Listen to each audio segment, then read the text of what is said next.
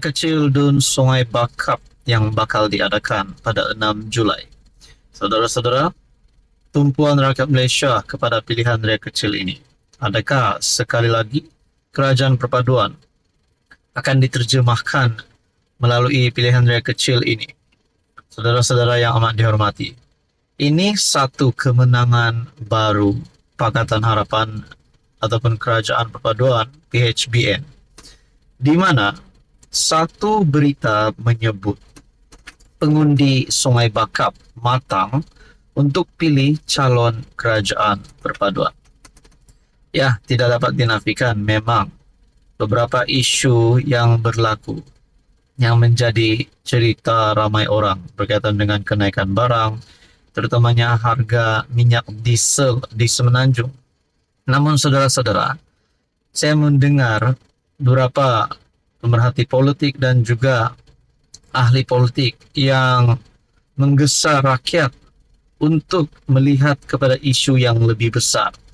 Sedangkan Datuk Seri Anwar Ibrahim sebelum ini sudah membuat kenyataan semua ini untuk kebaikan negara berkaitan dengan kenaikan harga diesel.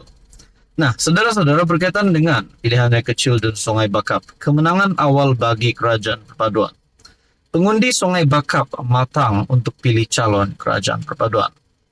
Sumber daripada biharian.com pada 23 Jun. Rakyat tidak mudah termakan dakia pembangkang dalam memanipulasi pelbagai isu dalam kempen PRK Dun Sungai Bakap. Ahli Majlis Kerja Tertinggi UMNO, Datuk Seri Dr. Syamsul Anwar Nasarah berkata, meskipun banyak isu rakyat, terutama kenaikan harga barang, rakyat matang dalam membuat keputusan untuk memilih satu kerajaan yang stabil. Walaupun kita ada banyak isu rakyat, termasuk isu di peringkat nasional sedang berlaku pada waktu ini, terutama kenaikan harga barang, saya yakin rakyat matang untuk membuat keputusan. Kerana dalam memilih kerajaan, kita tidak boleh membuat keputusan hanya melihat pada satu isu kecil. Saudara-saudara, saya amat menyokong kenyataan daripada MKT UMNO ini ataupun ahli Majlis Kerja Tertinggi UMNO, Datuk Seri Dr. Syamsul Anwar Nasarah. Kalau benar memang Datuk Seri Anwar Ibrahim hanya mahu menang pada PRK Dun Sungai Bakap, rasanya beliau tidak akan mengumumkan kenaikan harga diesel sebelum pilihan raya kecil. Namun Datuk Seri Anwar Ibrahim, sebelum penamaan calon pada PRK Dun Sungai Bakap, beliau sudah mengumumkan berkaitan dengan penyasaran subsidi diesel ini. Jadi ini sudah pasti demi untuk kebaikan negara. Nah, kenapa saya kata ini satu kemenangan awal untuk Anwar Ibrahim? Kerana ada gesaan kepada pengundi Sungai Bakap supaya matang untuk memilih calon Kerajaan Perpaduan dan jangan termakan dengan dakia pembangkang dalam memanipulasi pelbagai isu dalam kempen PRK. Jadi saudara-saudara yang amat dihormati, berkaitan dengan isu ini apa komen Anda? Sekian saja, teruskan bersama di dalam channel ini. Himpunan Anti Anwar. Saudara-saudara, inilah cerita panas kita baru-baru ini.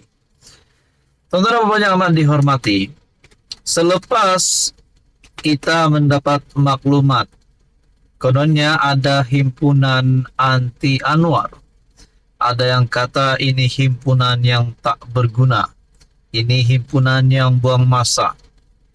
Saudara-saudara, saya sebagai rakyat Malaysia, saya amat menghormati kerajaan hari ini dan saya rasa kita perlu tunggu selepas pilihan raya umum ke-16 barulah ada gerakan nak guling akan Anwar, nak pecat Anwar, nak Anwar letak jawatan.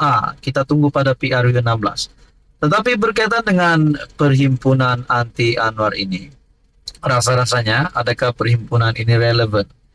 Bukankah lebih relevan sekiranya perhimpunan yang diadakan bukan bertajuk perhimpunan anti Anwar, tetapi perhimpunan penurunan harga minyak, perhimpunan pengeluaran uang KWSP, perhimpunan tiada bekalan air, tiada karan elektrik. Jadi saudara-saudara, baru-baru ini tular di media sosial berkaitan dengan himpunan anti Anwar. Nah, saudara-saudara, ini berita sepenuhnya yang saya nak kongsikan kepada Anda. Himpunan anti Anwar diteruskan, penganjur tak gentar siasatan polis. Ini bukankah menyusahkan semua yang mempunyai niat untuk menyertai perhimpunan tersebut? Bukankah akan menyusahkan diri Anda dan keluarga? Nanti disiasat polis, bagaimana pula dengan komitmen Anda, tanggung jawab Anda? Protes rakyat lawan Anwar yang dirancang pada 29 Jun di hadapan kediaman rasmi Perdana Menteri di Kompleks Seri Perdana akan diteruskan, kata penganjur. Juru cakap Pergerakan Demi Negara, Aidil Yunus, berkata, mereka tetap tidak terpengaruh dengan ugutan daripada kerajaan melalui siasatan terhadapnya, dan dua ahli jawatan kuasa penganjur, yaitu penyanyi veteran Dayangku Intan dan pengaruh Siti Zulaikha Olivia selaku PM.